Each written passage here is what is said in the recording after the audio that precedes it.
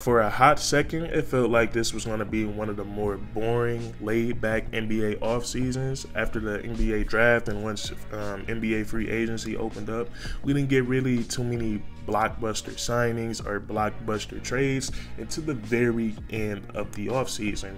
And at the end of the offseason, we saw two of the powerhouses in the Eastern Conference make some blockbuster deals to make their teams considerably better.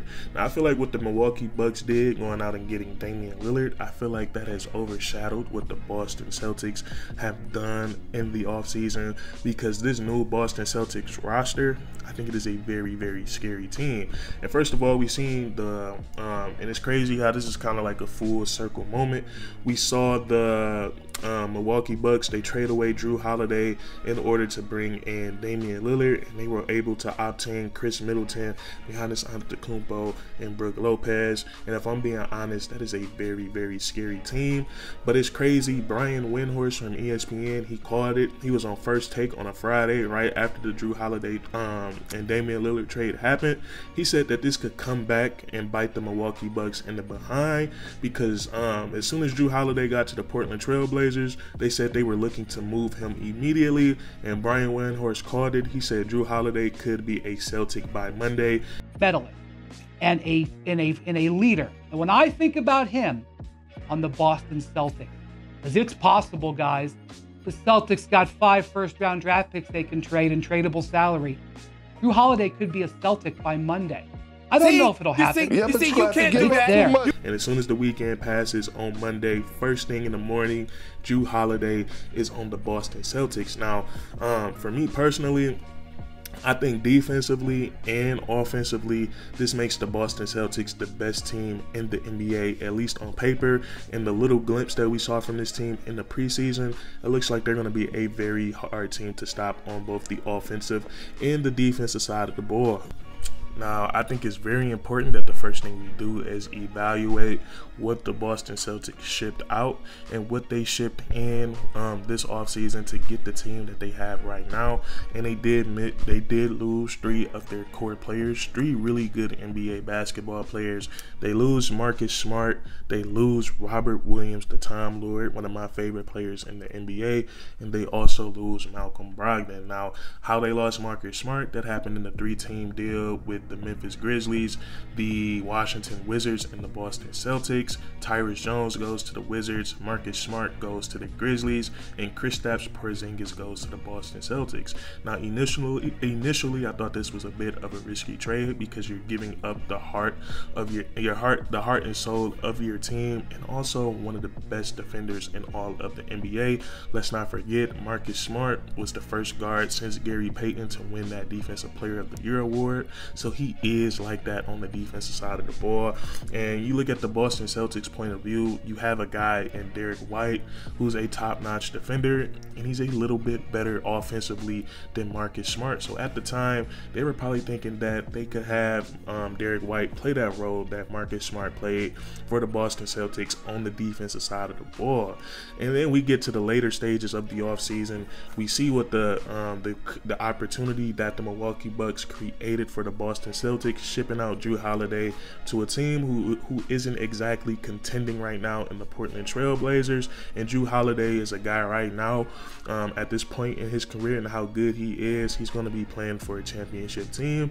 So the Boston Celtics, they got real aggressive, and they shipped out 2 more of the better players on this team, Malcolm Brogdon and the Time Lord Robert Williams. So like I said, shipping out Malcolm Brogdon, I don't think it was that hard for the Boston Celtics. I was hearing that he was not happy with his role on the team. And then it's always hard to ship out a guy like Robert Williams, a guy that you drafted who has so much potential. And I'm guessing they just looking at it like these last 2-3 years, he has not been able to stay healthy for us. And we gotta, and I know it's kind of cruel, but we gotta look at it from these higher ups, the coaches, the GMs, and the owner. They're trying to win championships, so they got to make the best decisions for their team. And I just know it wasn't easy, but to ship out those 2 guys, to bring in Jrue Holiday, and now you could throw out a starting 5 of Jrue Holiday. You can pit Derek White, Jaylen Brown, Jason Tatum, and Porzingus at the 5 if you want to go small. Or if Coach Mazzulla decides to go big with his starting 5 for next season, you can go Jrue Holiday, Jaylen Brown, Jason Tatum, Al Horford, and Kristaps Porzingis. And I think both of those starting 5s could cause so much problems on both the offensive and the defensive side of the ball. And now we're going to get into these guys and what they bring to the table. The 2 new players that take the Boston Celtics that were already at a higher level to an even higher level, Jrue Holiday and Kristaps Porzingis. So as a pure fan of the game of basketball and as a guy who just loves watching all these different teams, I am really looking forward to watching the Boston Celtics next regular season, and I'm looking forward to seeing Kristaps Porzingis on offense with the Boston Celtics, because we're talking about a team. We look at the Boston Celtics over the last 2 or 3 years, they were a very hard offensive team to stop with the 2 offensive juggernauts that they had in Jaylen Brown and Jason Tatum. And I don't care what nobody says. You look at Kristaps Porzingis, you look at his skill set, he is an offensive juggernaut because he can score the basketball from anywhere on the court, and he can do it in multiple ways. And one thing I think he's going to do, or one way I think he's going to make life so much easier for the Boston Celtics, is his ability to space the floor. He can shoot the lights out of the basketball, and he is not a guy you sag off of. So the Boston Celtics, the 2 best players on their team, Jaylen Brown and Jason Tatum, those are 2 guys that love to get downhill. And when you have a big that can shoot the 3 ball, it's going to be hard. He's going to make a very tough decision. Is he going to stay home on Kristaps Porzingis, or is he going to drop down and help on those 2 guys driving? Our teams are going to try to rotate, and you know, when you have too much rotating, you know, that could be good at the offense at times. You get open 3-point shots, you get easy cuts to the rim. So his gravity, just being a catch and shoot shooter, is going to make this offense a lot harder to defend. And then at moments when your 2 best players are struggling, your 2 best offensive players, you add another guy to the mix that you can give him the ball and you can have him make a play. Kristaps Porzingis, he can put the basketball on the floor, has some of the so he has some really good handles for a guy his size. He can create off the dribble, he can play through the post, he can play in pick and roll sets. So I think he's going to fit seamlessly in this offense with the Boston Celtics. We saw him in his first preseason game with the Celtics. It looked really, really good in the short span that we saw. So I'm really excited to see him in this offense next season. And then also, he's not too shabby on the defensive side of the ball. He's had a lot of injuries in his career to his lower body, so he's not the perimeter defender that we saw when he came into the league, but he can definitely still protect the rim. He's 7'3" with an elite wingspan, and he's always had a great knack and great timing for blocking shots. So I think Kristaps Porzingis, if the Boston Celtics can have him stay healthy this season, I think this definitely is going to be a great trade for the Boston Celtics. And I think that's the only thing that we I think that's the only thing we can knock on this trade, is if Kristaps Porzingis is going to be able to stay healthy throughout this entire NBA season. So that's how I feel about Kristaps Porzingis. I think he's going to fit like a glove with the Celtics. And now we're going to look on to Jrue Holiday.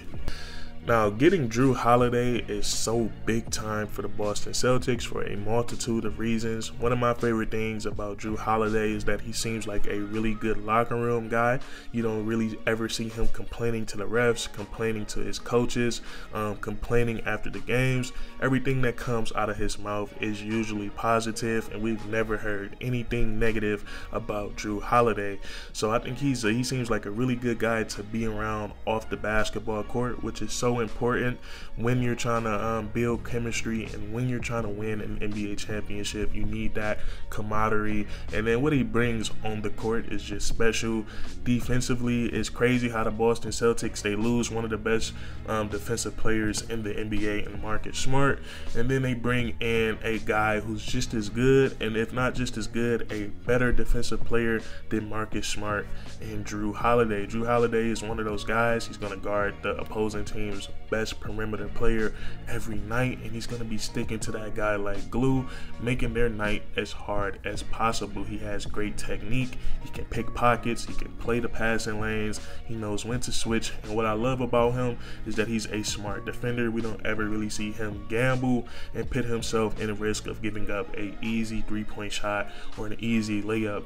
Those defenders who have great technique and can also stay disciplined are some of the hardest guys to score on in the NBA. So I'm loving what he's bringing to the table defensively, and then offensively, just like Kristraps, Porzingus, I think he's gonna fit like a glove. Jrue Holiday is coming off a team where he wasn't top 2 in usage rate. He was the third option behind Chris Middleton and Jason Tatum, so he's going to be used to playing off the ball. Now he's on the team that has Derek White, who can play with the basketball in his hands. Jason Tatum and Jaylen Brown, Kristraps, Porzingus, all of those guys can play with the basketball in their hands. So I think Jrue Holiday is going to be comfortable in this offense, whether he has to play on the ball or off the ball. And then Jrue Holiday, he can score it from all 3 levels, knock down the three-point shot, get to the mid-range, and he's a very, very decent finisher around the rim. So for those reasons right there, man, I know the Boston Celtics, like I said, they lost 3 key guys: Robert Williams, Malcolm Brogdon, and Marcus Smart, but they were able to bring in Jrue Holiday and Kristraps Porzingus. So me personally right now, I'm leaning towards the Boston Celtics right now as the better team in the Eastern Conference, and I know a lot of people are big on the Milwaukee Bucks, and I can understand if you feel like the Milwaukee Bucks are a better team, but for me personally right now, I'm leaning towards the Boston Celtics. You guys let me know what you think in the comment section down below. If you enjoyed, please leave a like, comment down below if you agree or disagree, and then subscribe for more weekly content. We do this all the time, man, and that's curtains.